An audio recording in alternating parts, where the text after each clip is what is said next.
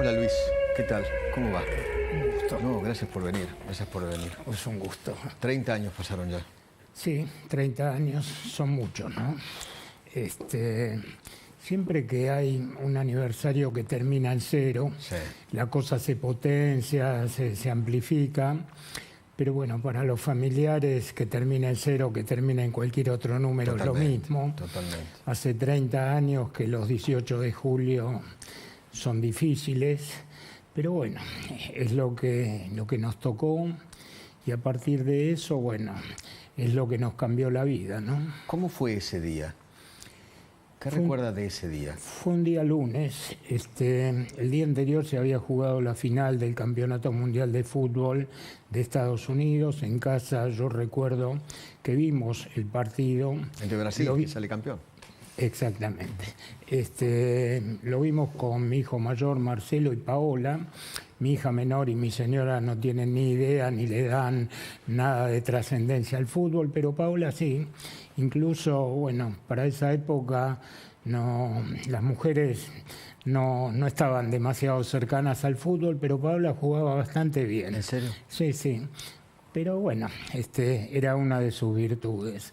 Bueno, después los comentarios del partido, la cena y cada uno se va a su dormitorio, ¿no?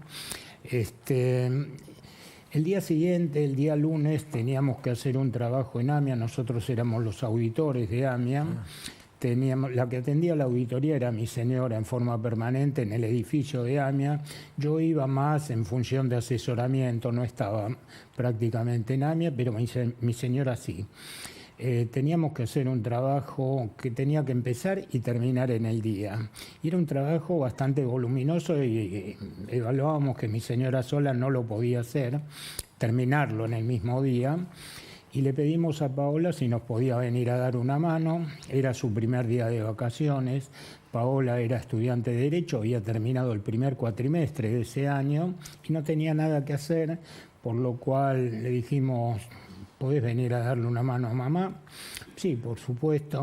Bueno, como con todo adolescente nos costó un poco despertarla, pero bueno, al final fue con Ana, con mi señora, al edificio de la AMIA. Yo ese día tenía un trabajo en el cementerio, estaba en el cementerio con mi hijo y otra persona más. Bueno, sé que mi señora y mi hija llegaron a la AMIA a eso de las 8:30 de la mañana. Le pusieron a Paola un escritorio y una silla en la parte central de la administración, estaba en el segundo piso. Nosotros teníamos una oficina que era muy chiquita, donde entraba un escritorio, una silla, un armario y nada más, por lo cual Paola empezó a trabajar en el otro lugar, no junto a mi señora.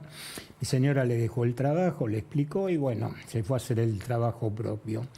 Paola a la media hora, 3/4, le pide a mi señora un café. AMIA en ese momento estaba en reconstrucción, el edificio estaba en reparaciones y la cocina estaba cerrada, no funcionaba. Había obreros. ¿Cómo? Había obreros. Había obreros, sí, que murieron. Sí, había obreros, había material, sí, bueno, sí. Toda esa historia después replicó mucho en el tema del juicio oral, ¿no? Sí, claro. Pero bueno, no había cocina, se hacía café de filtro y a Paola no le gustaba el café de filtro. Cuando mi señora le dice: bueno, mira, acá el único café que hay es ese, quedaron en pedir un café en un bar que estaba en la esquina de AMIA, en Tucumán y Pasteur. Bueno, Ana pide el café, llama por teléfono, pide el café y por disposición interna de AMIA, cuando alguien de adentro pedía algo hacia la afuera, el que lo traía no podía entrar dentro del edificio, sino que lo paraban en la entrada. Y bueno, cuando venía alguien avisaban a la persona que pedía algo de adentro que baje a retirarlo. Pasó eso, le avisaron a Ana que estaba el chico con el café. Ana le da el dinero a Paola, supimos que tomó el ascensor en el segundo piso, cuando abrió la puerta en planta baja y en ese momento explotó la bomba. Falleció Paola, falleció el chico que le traía el café y fallecieron todos los funcionarios de AMIA de la parte de seguridad que estaban en la puerta. Ese fue el primer día que Paola había entrado a la AMIA, el último día de su vida. Qué increíble, qué historia. ¿Y su mujer? Bueno, ella estaba en el fondo del edificio cuando explota la bomba. La explosión en Amia produjo dos cosas. Cortó el edificio como por la mitad. La mitad de adelante se derrumbó, es lo que vemos todos, digamos, en las fotos, pero la parte de atrás no se derrumbó. Se destruyó, pero no se derrumbó. O sea, la gente que estaba en la parte de atrás del edificio, muchos sobrevivieron, algunos, bueno, heridos, pero muchos sobrevivieron. Los que estaban en la parte de adelante no sobrevivió prácticamente ninguno. Mi señora estaba atrás, me estaba mandando un fax a mí con información que yo le había pedido. Bueno, por eso mi señora se salvó y Paola falleció. Lo que supe es que a mi señora la sacó un policía que entró por el edificio de al lado, que era un geriátrico. Cuando la ve a mi señora, el policía le saca los zapatos y la llevó hacia el costado para sacarla por el edificio de al lado. Cuando yo la vi a mi señora, ella ya estaba sin zapatos, Bueno, después uno preguntó, después de un tiempo, por qué le sacan los zapatos a las mujeres, porque cuando se producen determinadas situaciones de esa naturaleza, las mujeres que tienen zapatos con tacos no pueden movilizarse porque los tacos se hunden. Claro. Entonces lo primero que se hace es sacarle los zapatos. Claro. Bueno, yo regresé del cementerio, en el cementerio llegó un llamado telefónico.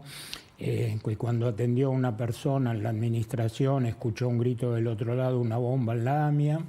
Yo estaba trabajando ahí, había un televisor en el cementerio, prenden el televisor y aparecen ya esas letras rojas diciendo una bomba en la AMIA. Bueno, después, esa imagen debe haber sido para usted tremendo, ¿no? Y sí, bueno, ahí la imagen es tremendo, pero la incertidumbre es mayor que la imagen, que una bomba en la AMIA, y cómo está Ana, cómo está Paola, ¿están, no están? Bueno, yo me acuerdo, agarré el coche, subí por la autopista, el cementerio está en La Tablada. Sí, claro. En la autopista, llegado donde se paga la autopista, ya empezó a haber un embotellamiento. Toda la parte, digamos, central de Buenos Aires era un embotellamiento descomunal por todos lados. Los semáforos no funcionaban, los coches tocando bocina, gente gritando. Bueno, era caótico, absolutamente caótico. Le dejamos el coche a este chico que venía con nosotros. Mi hijo y yo empezamos desde donde se bajan la bajada de Callao, que son como 30 cuadras de AMIA. Empezamos a correr, a caminar, y yo ya empecé a vislumbrar el tamaño de lo que había pasado, porque uno cuando está lejos se pasó esto, pero no ve la magnitud. Uno empezó a ver la magnitud cuando yo llegué a la altura del Congreso, donde está la confitería del Molino. Ahí empezamos a pisar en la vereda vidrio y pedacitos de mampostería. O sea, a unas 20 cuadras de AMIA ya había vidrios por el suelo, vidrios rotos. Así que imagínese la potencia de todo esto. Cuando llegamos a Callao y Tucumán, ya la policía había rodeado y había acordonado toda la zona. Bueno, quisimos entrar, la policía no nos dejaba entrar. Bueno, entramos a los empujones con mi hijo. Caminé unas cuadras y ahí la veo venir a mi señora. La cara de mi señora era una cosa que no se me va a borrar nunca. Era como que estaba dividida en dos partes. La parte de abajo era como un moretón fenomenal, pero no había tenido nada. O sea, le salió como un moretón, y la parte de arriba eran los ojos como desorbitados. Estaba gritando, lo único que hacía era gritar Paola, Paola, Paola. No podíamos de alguna manera sacarle otra palabra. Bueno, quedó con una persona que le acompañaba, yo me acuerdo, seguí un poco, y bueno, y ahí se empieza a ver que no se ve nada, hay polvo por todos lados, escombros por todos lados. Lo que recuerdo haber visto, coches absolutamente destruidos, que incluso ni se veía qué coche era. O sea, ya entró en una zona de guerra. Peor. Yo creo que yo no puedo vislumbrar qué es una zona de guerra, qué es un bombardeo, porque nunca uno lo ve por televisión, pero no lo dimensiona. Esto me parece que era peor, era como una especie de resultado de un terremoto monumental. Para donde uno mirara veía cosas rotas, paredes rotas, puertas rotas, piso roto, vidrio por todos lados, y al acercarnos ya empezamos a ver escombros de la montaña de escombros que estaba. Yo no llegué hasta la puerta de AMIA porque, bueno, ahí había ambulancia, gente gritando, corriendo, bueno, un caos fenomenal. ¿Y estos 30 años sin Paula? Difíciles. Yo siempre digo una cosa, de lo que nos pasó no se vuelve. No hay reparación, nadie le puede dar un consejo de decir, bueno, tenés que seguir tal o cual camino. Uno sigue el que puede. Tal vez puede conseguir ayuda psicológica, pero en definitiva, digamos, el seguir el camino sale desde adentro y no tanto desde la ayuda exterior. Y siempre digo lo mismo, en mi familia pudimos lograr aprender a vivir con la tragedia puesta, o sea, tenemos la tragedia y esto nos va a llevar toda la vida. O sea, esa bomba no solamente mató a Paula, sino mató a toda la familia. En principio yo diría que nos conmocionó tanto que uno dice, bueno, ¿cómo se hace con todo esto? Claro. Y si alguien me pregunta cómo se hace, yo le tengo que decir, no sé. Se sigue, uno puede seguir, cada uno como puede. En mi familia, digamos, hicimos un esfuerzo enorme, tuvimos ayuda, pero bueno, seguimos. Hoy con mi señora, bueno, estamos transitando la edad que tenemos. Mis hijos, bueno, hoy ya tengo una cantidad muy grande y linda de nietos. La vida sigue y uno aprende a vivir de esta manera. Pero nada como supervivir a un hijo, ¿no? No existe. No existe. No existe. Hay algo que... No es natural. No solo que no es natural, hay una de las cosas más perfectas del ser humano que es el alfabeto.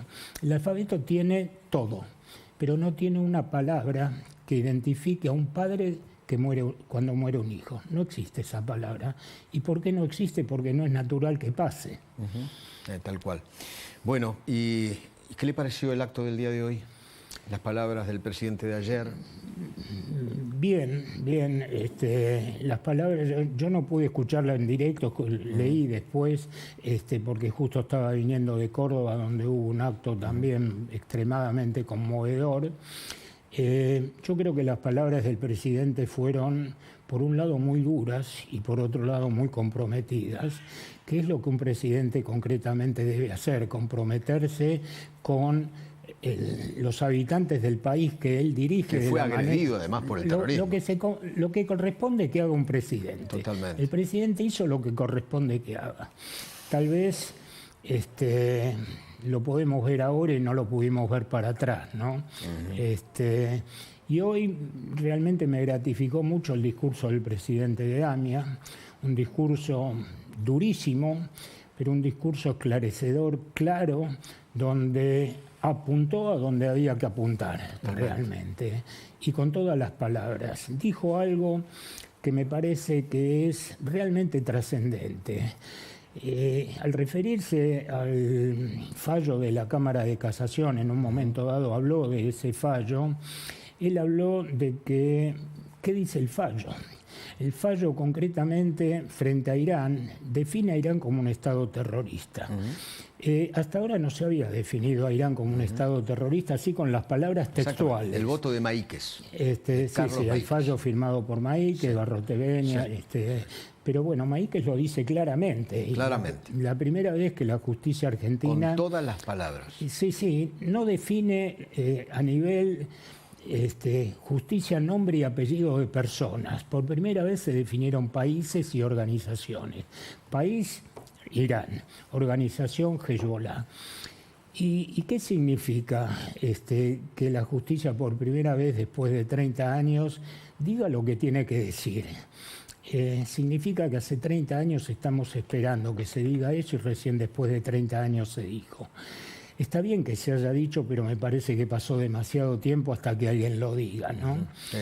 Por otro lado, a partir de ayer, me parece que Irán ya tiene dos definiciones, no una sola.